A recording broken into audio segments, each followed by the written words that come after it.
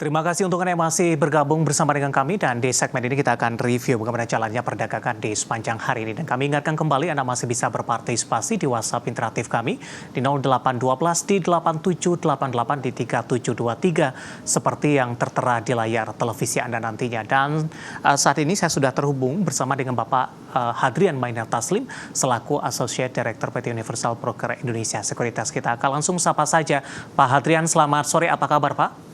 Selamat sore Mas David, kabar baik. Terima kasih Pak Hadrian sudah meluangkan waktu di IDX Channel.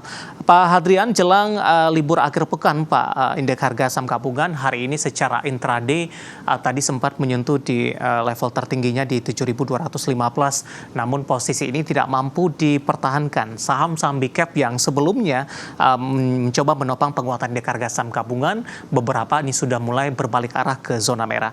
Bagaimana analisis Anda? Penguatan terbatas yang terjadi, apakah ini murni dari sisi profit taking ataupun mungkin efek dovish the Fed ini sudah mulai berkurang, Pak Hadrian?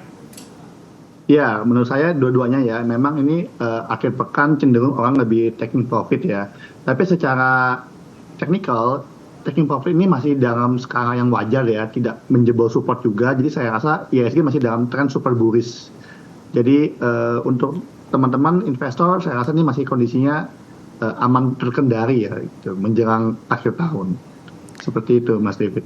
Baik, dengan posisi penguatan terbatas di penutupan perdagangan di sesi kedua hari ini, bagaimana Anda melihat proyeksi di perdagangan di pekan depan ataupun juga sampai dengan akhir tahun, mengingat beberapa data yang dinantikan sudah dirilis begitu, dan kemungkinan juga sampai dengan akhir tahun beberapa rilis data dari global sepertinya akan lebih cenderung sepi ini, Pak Hadrian.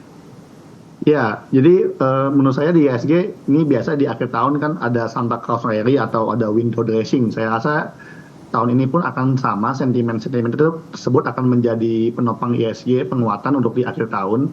Nah ini saya rasa mungkin IHSG akan menguji level resistance berikutnya nih di ATH-nya nih di 7377 nih.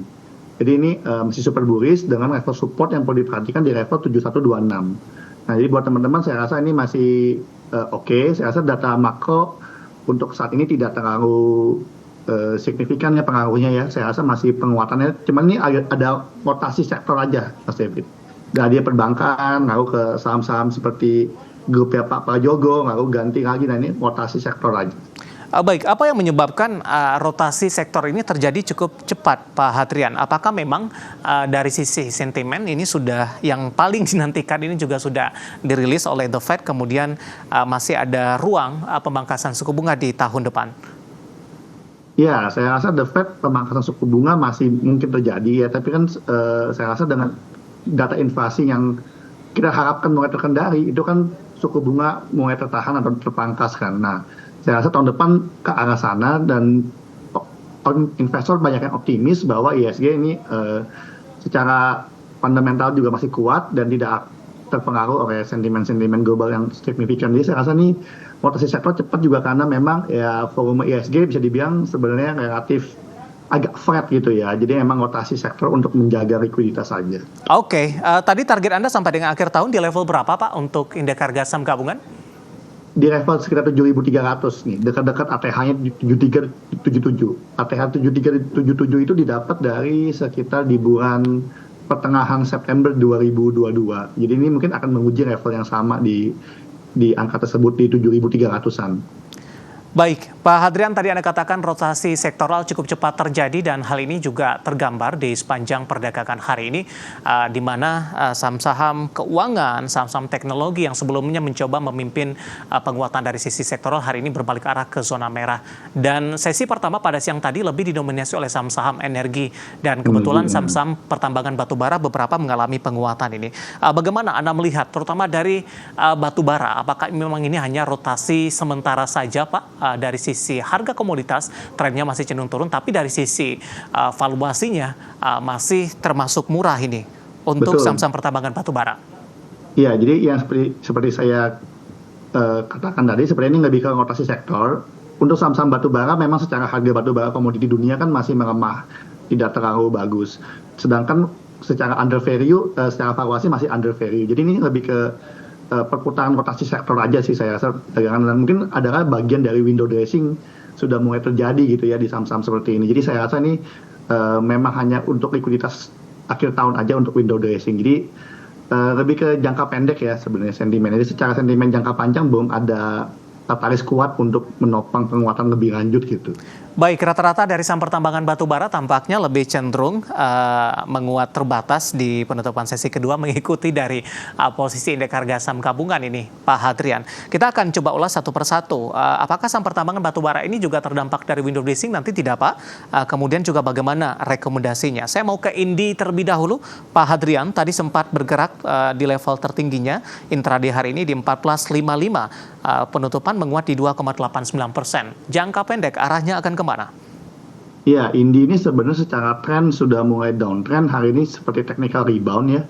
Penguatannya akan cenderung terbatas dan resisten di area 1490 nih sampai 1500 dengan level support di previous low di 1355. Jadi Indi ini sebenarnya secara tren downtrend, sideways dan cenderung mulai kembali turun. Penguatan hanya technical rebound. Jadi saya rasa hari ini teman-teman perlu waspadai, sangat terbatas sekali penguatannya dan lebih cenderung ke arah downtrend sih. Dari sisi valuasi masih juga tergolong murah. Apakah valuasi ini salah satunya menjadi indikator dalam mengambil keputusan investasi atau mungkin ada aspek lain yang mungkin bisa diperhatikan, terutama untuk di saham-saham pertambangan batubara? Iya, kalau untuk valuasi sendiri, untuk Indi memang valuasinya masih tergolong cukup murah ya dengan PER 3,8 kali atau PBV juga 0,4 kali. Tapi ini kan lebih ke long term investor ya. Jadi kalau untuk jangka panjang sih ini tetap bisa dilihat ya sebagai investasi jangka panjang. Tapi untuk trader jangka pendek, jangka menengah, posisi Indi saat ini belum confirm ya dan belum terlalu bagus untuk dibeli gitu. Baik, selanjutnya untuk PTBA Pak, di penutupan sesi kedua lebih cenderung ditutup flat, tadi juga sempat naik signifikan, apakah para investor juga sudah merealisasikan profit hanya untuk trading harian saja untuk PTBA? Ya, setuju. Saya rasa sebenarnya volume ini lumayan ya, 54 miliar ya transaksi. Jadi, tapi ini bentuknya ketemu resisten 2400 lalu koreksi cukup dalam, maka jadinya ke BEP ya, ke harga previous close kemarin nih di 2310. Jadi emang ini cenderung jangka pendek karena secara trend technical sebenarnya belum ada rebound yang confirm. Jadi lebih ke technical rebound tadi rotasi sektor aja, lebih ke window dressing dan segala macam. Jadi ini emang untuk day trade jangka pendek aja. Secara valuasi memang murah, tapi untuk trader jangka pendek ini lebih ke short term aja sih. Baik. Updatean dari dan juga rekomendasi dari saham-saham pertambangan batubara yang hari ini beberapa sahamnya menguat signifikan, namun di penutupan sesi kedua lebih ke arah terbatas karena sektor energi memimpin dari rotasi pergerakan sektoral dan hanya tadi lebih direkomendasikan untuk trading harian saja, memanfaatkan momentum yang ada ketika dari beberapa saham big cap lebih cenderung mengalami pelemahan di sepanjang perdagangan hari ini dan lagi-lagi keputusan investasi tetap ada di tangan pemirsa IDX Channel. Pak Hadrian, saya akan coba update terlebih dahulu posisi penutupan perdagangan di sesi kedua dan juga beberapa data perdagangan lainnya yang berhasil dihimpun oleh tim redaksi kami. Dapat Anda saksikan juga papan perdagangan di layar televisi Anda pemirsa. Di penutupan sesi kedua, indeks harga saham gabungan masih bergerak di zona hijau, tapi penguatannya lebih ke arah terbatas. Di mana di penutupan sesi kedua hari ini, indeks harga saham gabungan ditutup menguat di 0,21% di level 7.190,988 dan tadi sempat menyentuh ke level tertingginya di 7.215,937 dan merupakan level tertinggi di sepanjang 2023. Kemudian saya akan sampaikan beberapa data perdagangan lainnya yang berhasil dihimpun oleh tim redaksi kami. Dapat Anda saksikan grafis di layar televisi Anda pemirsa. Kita ke grafis yang pertama.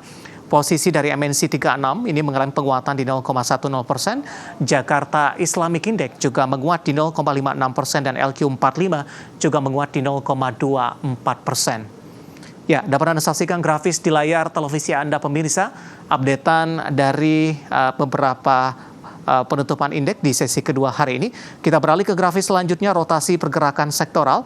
Energi masih memimpin dari sisi penguatan di 1,59%. Kemudian infrastruktur juga menguat di 1,47%. Teknologi kali ini masih menjadi pemberat di 2,66%. Transportasi dan logistik juga tertekan di 1,09%. Selanjutnya saham-saham yang mengalami penguatan signifikan dan menjadi penopang penguatan indeks harga saham gabungan. Kita ke grafis selanjutnya, ada BBCA ditutup menguat di 9.225, TPIA juga menguat di 4.930, PGEO ditutup di zona hijau di 1.305 dan cuan hari ini juga naik signifikan di 12.800. Sementara posisi saham-saham yang mengalami tekanan yang cukup dalam dan ikut menjadi pemberat, Aman Mineral tertekan dan ditutup di level 6.325. Kemudian dari perbankan Big Cap BBNI di 5.275, AMRT juga tertekan di 2.800 dan BBB dari perbankan digital hari ini juga berbalik arah melemah di level Rp476 per sahamnya. Updatean penutupan di sesi kedua dan juga rotasi dari pergerakan beberapa saham dan juga dari sisi sektoral dan semoga bisa menjadi referensi untuk Anda dalam menghadapi perdagangan di pekan depan. Kita akan jeda kembali dan tetap di tempat Anda karena setelah ini kita akan coba lihat saham-saham pilihan apa saja yang direkomendasikan dan pemirsa kami akan segera kembali usai jeda berikut ini.